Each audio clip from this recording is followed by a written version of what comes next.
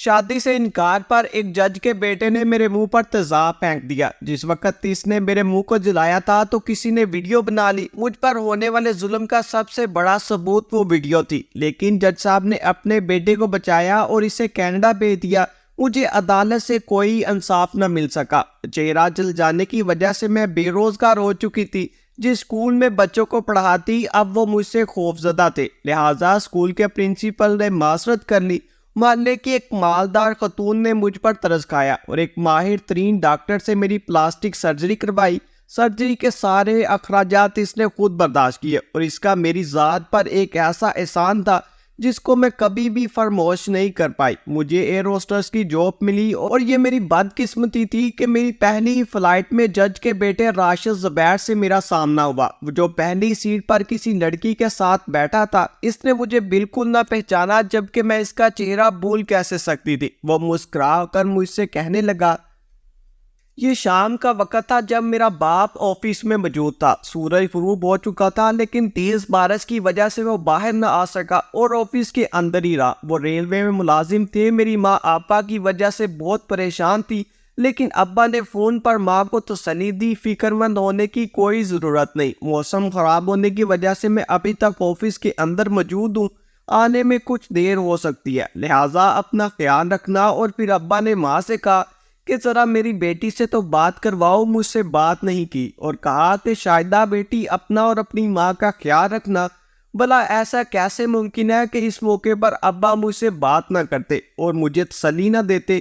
ایک تو شہر بھر میں تیز بارش تھی، اوپر سے لائٹ بھی چلی گئی۔ اپنے ہی گھر میں میری ماں کو خوف محسوس ہو رہا تھا۔ ابا نے رات کا کھانا ادھر ہی منگوایا اور مل کر ابا اور اس کے دوستوں نے وہاں ڈنر کیا۔ تقریباً رات 10 بجے موسم کلیئر ہوا بارش کی تو ابا نے گھر آنے کے لیے بائک سٹارٹ کی، لیکن بدقسمتی سے بائک بھی خراب ہو چکی تھی۔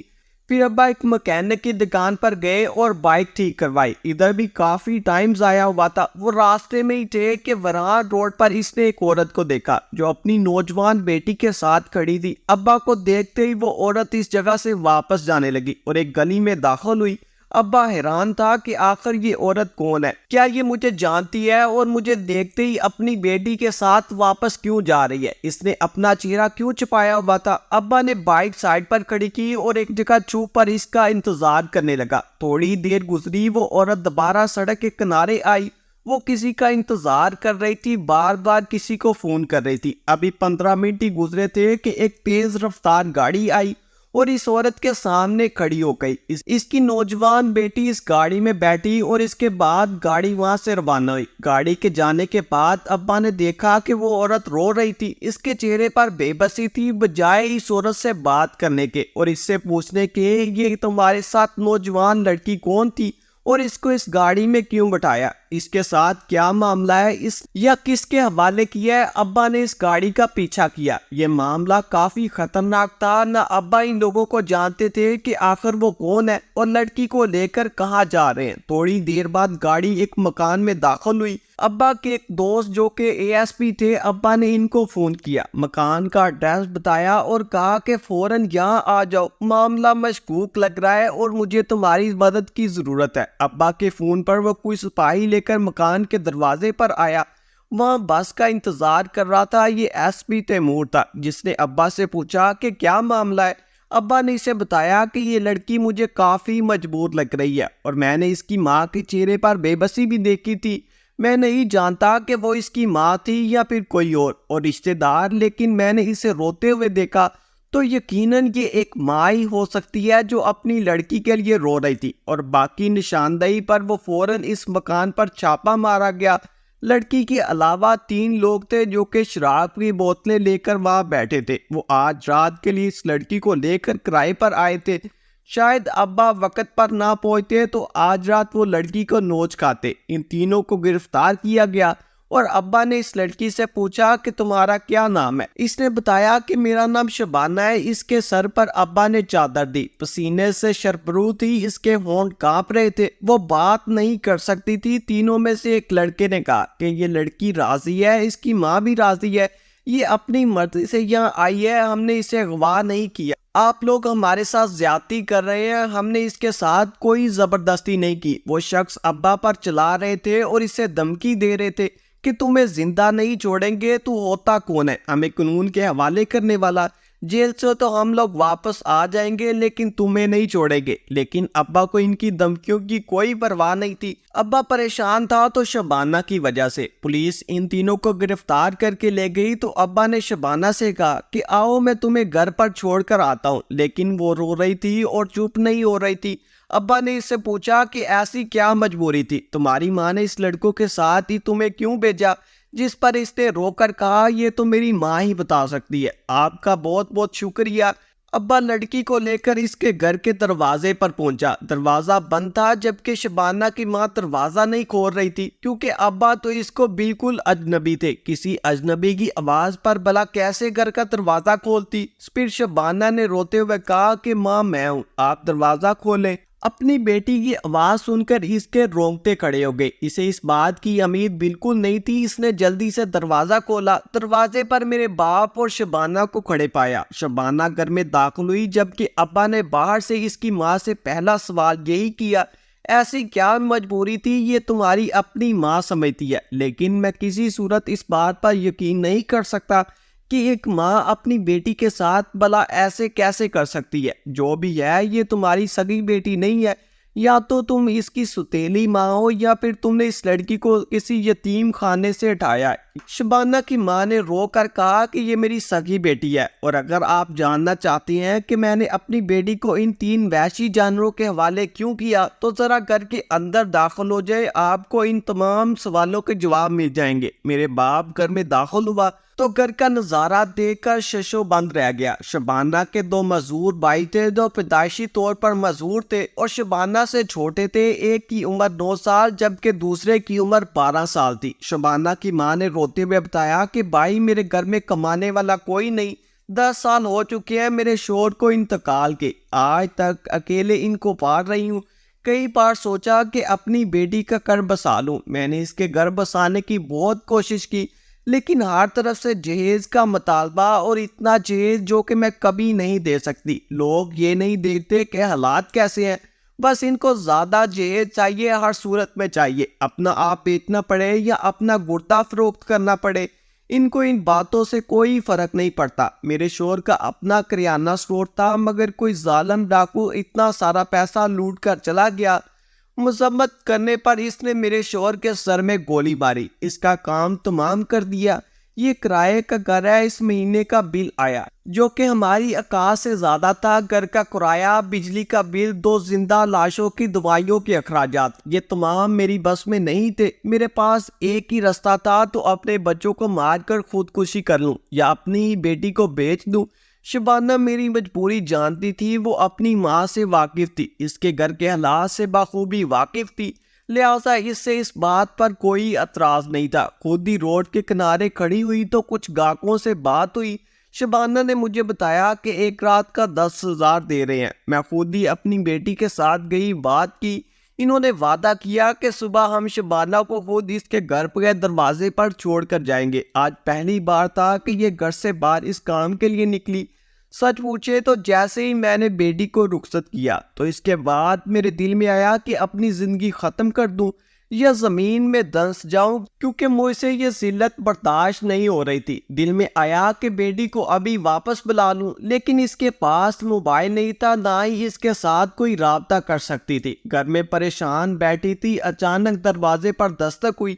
دروازہ کھولا تو آپ میری بیٹی کے ساتھ کھڑے تھے۔ آپ کا بہت بہت شکریہ کہ آپ نے میری جان بچائی، جبکہ اس کی ماں نے تو اسے تیار کر کے ان لوگوں کے پاس خود ہی بھیجا تھا۔ یہ کہتے ہوئے شبانہ کی ماں زور زور سے رونے لگی اور میرے والد اس کو تسلی دے رہے تھے۔ ابا نے شبانہ کی ماں سے پوچھا کہ شبانہ کے لیے کوئی رشتہ آیا تھا، کوئی ایسا رشتہ جو حال میں ہی آیا ہو، لوگ اچھے بھلے ہوں جو کہ اس کا مطالبہ کرتے ہوں، لیکن کم سے کم تمہیں اس بات کی تسلی ہو کہ شبانہ وہاں خوش رہے گی۔ شبانہ کی ماں نے یہ سنا تو کہا کہ ہاں، آج سے 2 ہفتے پہلے شبانہ کے لیے ایک رشتہ آیا تھا، ایک لڑکے کا، وہ بینک میں جاب کرتا تھا۔ لڑکے کا والد بہت اچھا تھا لیکن وہ اپنی بیوی کی وجہ سے مجبور تھا۔ اس لڑکے کا نام انور تھا۔ انور کی والدہ نے ضد کی تھی اور اس نے باقاعدہ ایک چیز گنوا کر بتائی تھی کہ ہمیں جہیز میں یہ سب چیزیں چاہیے۔ انور کے والد نے کہا کہا تھا کہ ہمیں کچھ نہیں چاہیے، بس جو آپ مناسب سمجھے اپنی بیٹی کو جیسے رخصت کریں،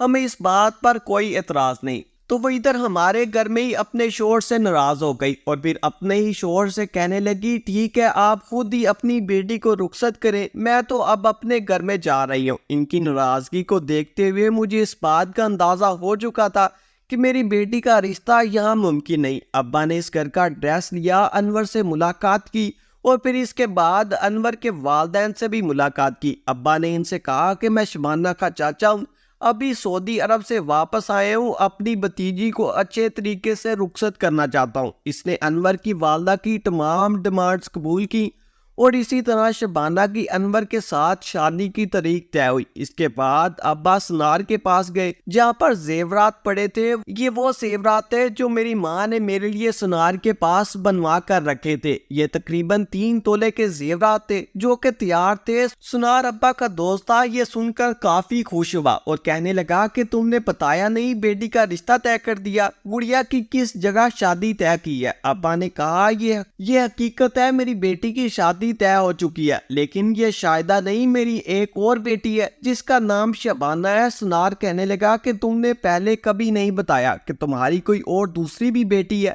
مسکراتے ہوئے کہا کہ بس کبھی موقع نہیں ملا۔ خیر میری بیٹی شبانہ کے اچھے نصیب کے لیے دعا کرنا، اللہ تعالیٰ اسے خوش رکھے۔ کچھ پیسے بینک میں بھی جمع تھے جس سے انور کے والدین کی ڈیمانڈ پوری ہو رہی تھی۔ اس کے بعد شبانہ کی شادی ہوئی، ابا نے سکون کا سانس لیا۔ شبانہ کی والدہ نے ابا کو ڈھیر ساری دعائیں دی۔ میرے والد گھر آیا اور پھر میرے سر کا بوسہ لیا۔ ابا بہت رو رہے تھے جبکہ میں اور میری ماں کافی پریشان تھے۔ ابا نے ہمیں ساری حقیقت بتائی۔ یہ سن کر ماں پہلے تو تھوڑی سی پریشان ہوئی، لیکن پھر اسے اس بات کی بھی خوشی ہوئی کہ اس کے شوہر شکور کے دل میں غریبوں کے لیے کتنی ہمدردی ہے۔ اس نے میرے باپ سے کہا کہ کوئی بات نہیں، اللہ ہمیں اور دے گا، آپ نے بہت اچھا کام کیا، ایک نوجوان لڑکی کی آبرو بچائی اور پھر اس کو عزت کے ساتھ گھر سے رخصت کیا، جبکہ وہ مجبور تھی، یہ ایک بیوہ تھی جس کی آپ نے مدد کی۔ اللہ تعالیٰ آپ کو اس بات کا اجر دے گا۔ میرا یونیورسٹی میں اس وقت آخری سیمیسٹر چل رہا تھا، ساتھ ساتھ میں ایک پرائیویٹ اسکول میں پڑھا بھی رہی تھی۔ پچھلے 1 سال سے مجھے ایک لڑکا کافی تنگ کر رہا تھا، میرے پیچھے پڑ گیا تھا۔ میں نے بہت کوشش کی کہ کسی طرح اس سے چھٹکارا حاصل کیا جا سکے، لیکن میرے لیے یہ انسان نہیں تھا۔ میں نے اس بات کا تذکرہ اپنے والد سے نہ کیا، میں معاملے کو خود سلجھانا چاہتی تھی، اپنے والد کو مزید پریشان نہیں کرنا چاہتی تھی۔ میرا ارادہ تھا کہ راشد سے خود بات کروں، شاید وہ میری بات سمجھ جائے۔ اتنا نادان تو نہیں ہے، بڑے گھر کا لڑکا ہے، ریٹائرڈ جج کا بیٹا ہے، اپنے والدین کا اکلوتا بیٹا، مجھ سے شادی کی خواہش رکھتا ہے، لیکن اس کا طریقہ کار مجھے بالکل بھی پسند نہیں آیا۔ ایسے بلا کیسے کوئی شادی کر سکتا ہے؟ جبکہ ایک بار خود اس نے مجھ سے کہا کہ تم میری ضد بن چکی ہو، ہر حال میں تمہیں میں حاصل کر کے ہی رہوں گا۔ اس بات کے بعد میرا دل اس سے بیزار ہو چکا تھا، مجھے اس کی سوچ سے اختلاف تھا۔ میں کوئی کھلونا توڑی تھی جو اسے پسند کرتی، ہر قیمت پر خریدنا چاہتا تھا، کوئی بھی قیمت دینے کے لیے تیار تھا۔ میں نے اس سے بات کی، حالانکہ میں اس کا سامنا نہیں کرنا چاہتی تھی، لیکن کوئی فائدہ نہ ہوا۔ وہ اب بھی اپنی بات پر قائم تھا۔ ان حالات میں نے پرنسپل صاحب سے بات کی، اس سے کہا کہ آپ کے ایک ادارے کا لڑکا راشد جو کہ میرا کلاس فیلو ہے، وہ مجھے کافی پریشان کرتا ہے، میرا جینا حرام کر رکھا ہے۔ پرنسپل صاحب مجھ سے کہنے لگے کہ بیٹی وہ بڑے گھر کا لڑکا ہے، بگڑا ہوا ہے، میں اس کے خلاف کوئی ایکشن نہیں لے سکتا۔ تم میری بیٹی ہو، میں تمہاری تکلیف سمجھتا ہوں، تمہارے والدین کی بھی ان کی پریشانی سمجھتا ہوں، لہٰذا میں تمہیں ایک بات کا مشورہ دوں گا اور تمہاری مدد بھی ضرور کروں گا۔ میرا ایک دوست ہے جس کا بیٹا DS، وہ راشد کو گرفتار کرے گا، کچھ دن جیل میں رہے گا تو اس کی طبیعت ٹھیک ہو جائے گی۔ مجھے یقین ہے کہ اس کے بعد وہ کبھی کسی لڑکی کو تنگ نہیں کرے گا۔ بس جہاں بھی تمہارا اس کے ساتھ سامنا ہو یا جس جگہ اکثر وہ تم سے ملنے کی کوشش کرتا ہے، اس جگہ کا پتہ بتا دو، موقع پر اسے گرفتار کیا جائے گا ہراسمنٹ کے کیس میں۔ یہ سن کر میں کافی خوش ہوئی۔ میں نے ڈائریکٹر صاحب کا شکریہ ادا کیا، انہیں بتایا کہ اکثر وہ بس اسٹاپ پر میرے سامنے آتا ہے، اس بار بھی وہی آئے گا، کوئی نہ کوئی تحفہ لے کر وہ ویسا ہی اس کے سامنے آتا ہے۔ وہ ایک بڑی سی گاڑی میں آیا، میرے سامنے پر گاڑی سے اترا اور مجھ سے بات کرنے کی کوشش کی۔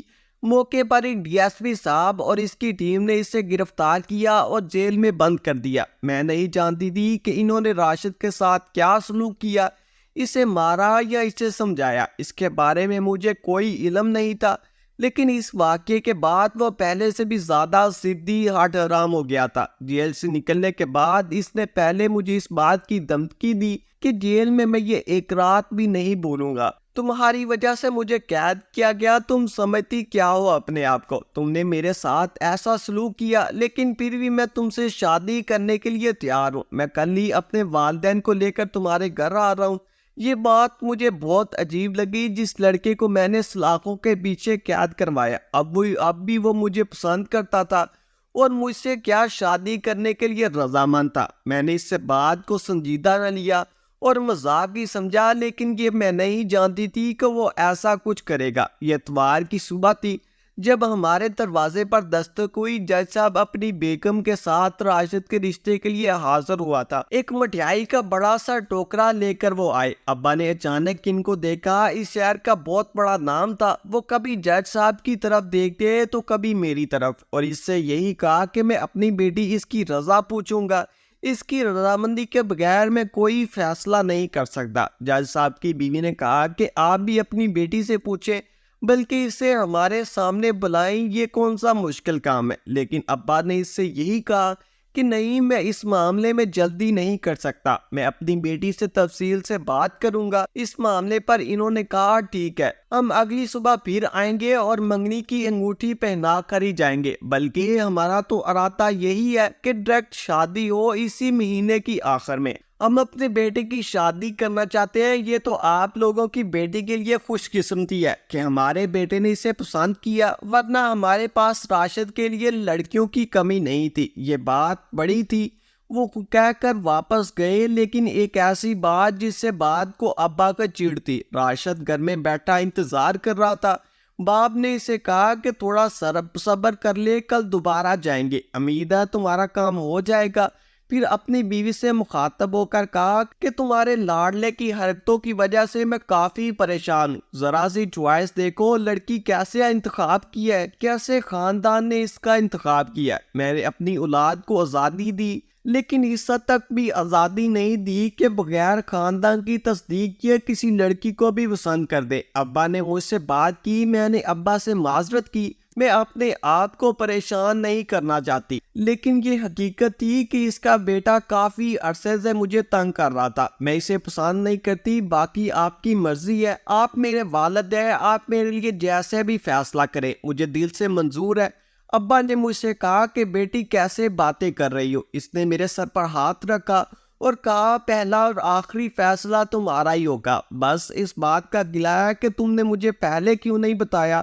اس کی جرت کیسے ہوئی میری بیٹی کو تنگ کرنے کی؟ اگلی صبح پھر جج صاحب اپنی بیگم کے ساتھ ہمارے گھر تشریف لائے اور ابا نے صاف صاف الفاظ میں کہا کہ یہ رشتہ ممکن نہیں، کیونکہ میری بیٹی کسی صورت آپ کے بیٹے کے ساتھ شادی کے لیے رضامند نہیں ہے اور میں اپنی بیٹی کو اس معاملے میں مجبور نہیں کر سکتا۔ جج صاحب کی ناک کو ٹھیس پہنچی اور اس نے اپنی بیوی سے کہا چلو چلتے ہیں، اس بیوقوف سے بات کرتے ہیں جس نے ہماری ناک کٹائی، ہماری عزت خاک میں ملائی۔ وہ واپس گھر آئے، راشد سے کہا کہ اس لڑکی کو بھول جاؤ، میں کب سے تمہیں سمجھا رہا تھا کہ اپنے بیٹے اپنے باپ کو مجبور مت کرو، لیکن تمہاری ضد پر ہم اس کے گھر گئے، ایک بار نہیں بلکہ 2 بار گئے، اور جس کا ہمیں خدشہ تھا، جس طرح دلی طور پر میں بھی شادی کے لیے مطمئن نہیں تھا، اس خاندان میں تمہاری شادی نہیں کرنا چاہتا تھا، اسی طرح ان کو بھی رشتے پر اعتراض ہے۔ تمہارے کرتوتوں کی وجہ سے اس لڑکی کے پیچھے پڑ کے کبھی زبردستی اسے تحفے دینے کی کوشش کی، کبھی بس اسٹاپ پر اس سے بات کرنے کی کوشش کی،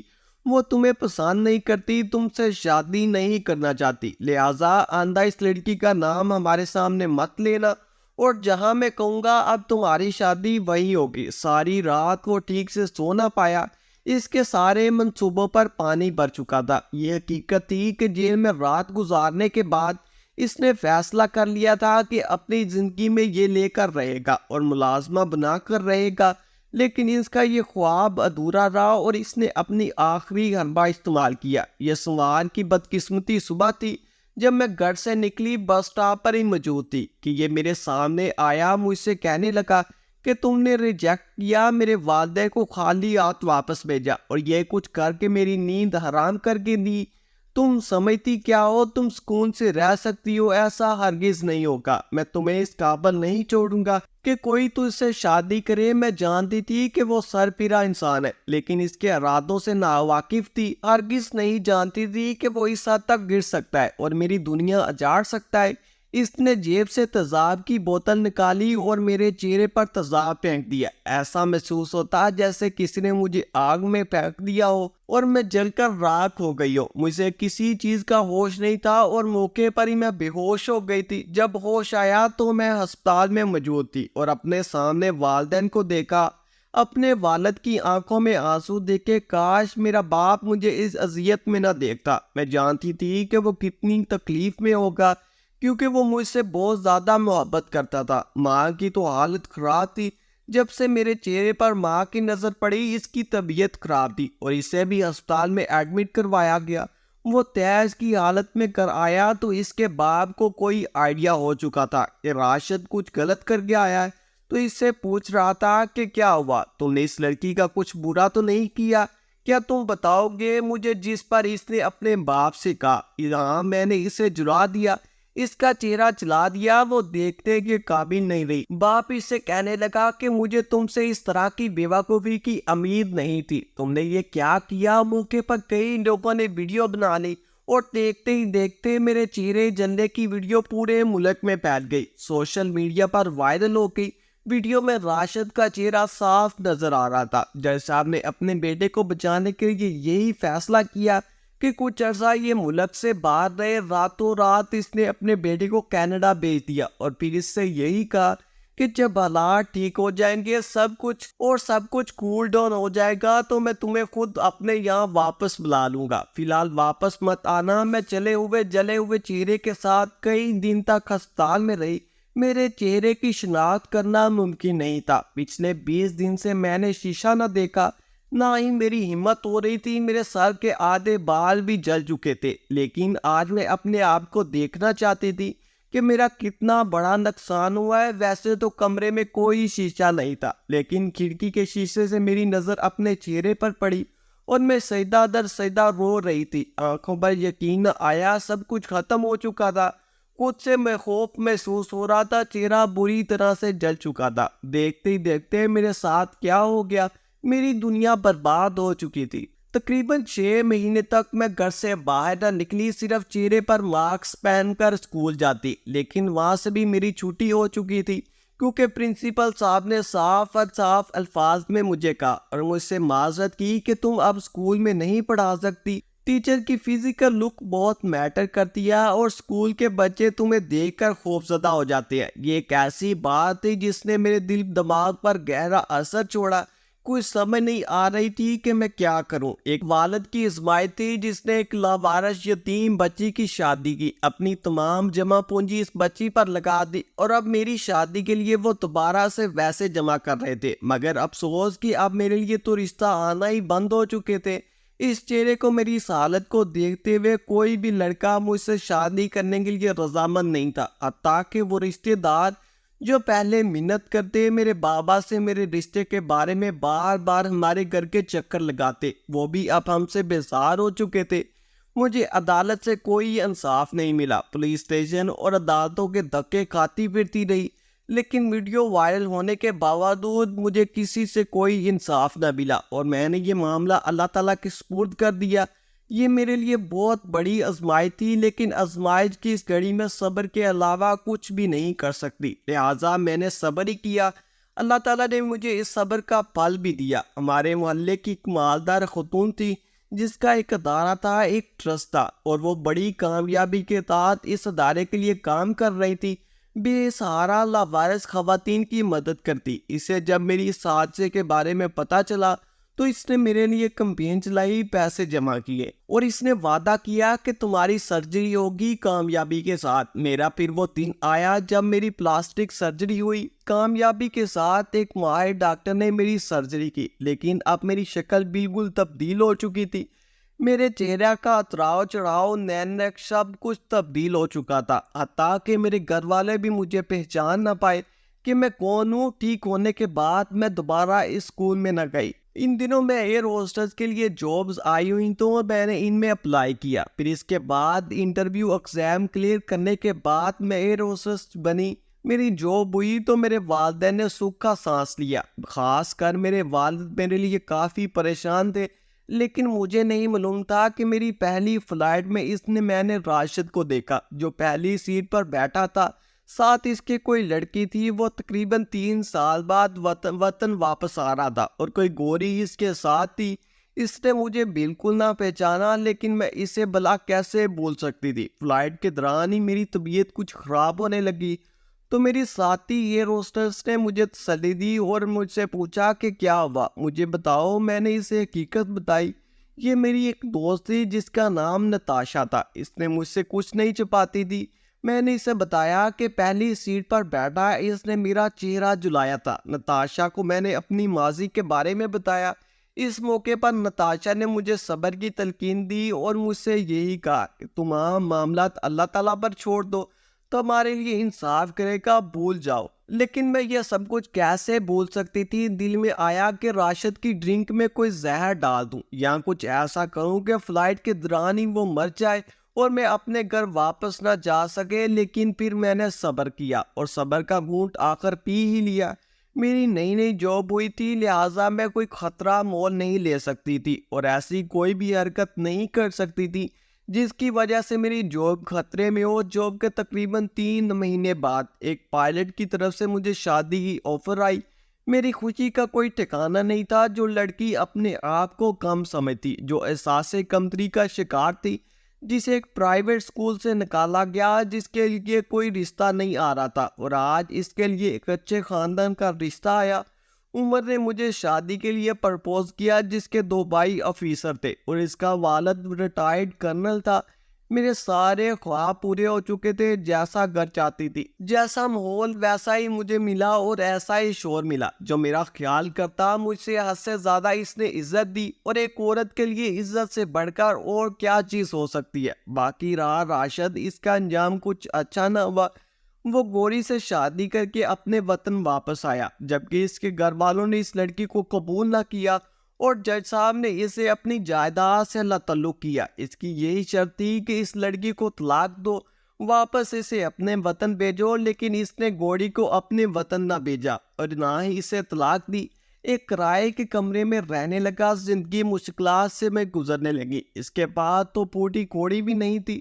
پہلے بھی اپنے والد کے خرچے پر ہی عیاشی کرتا۔ ان حالات میں گوری اسے چھوڑ کر چلی گئی تو اس نے اپنے والد کو مار ڈالا۔ آج کل وہ جیل کی سلاخوں کے پیچھے ہے۔ اب اسے جیل سے باہر نکالنے والا کوئی بھی نہیں۔ کہانی کیسی لگی کمنٹ کریں۔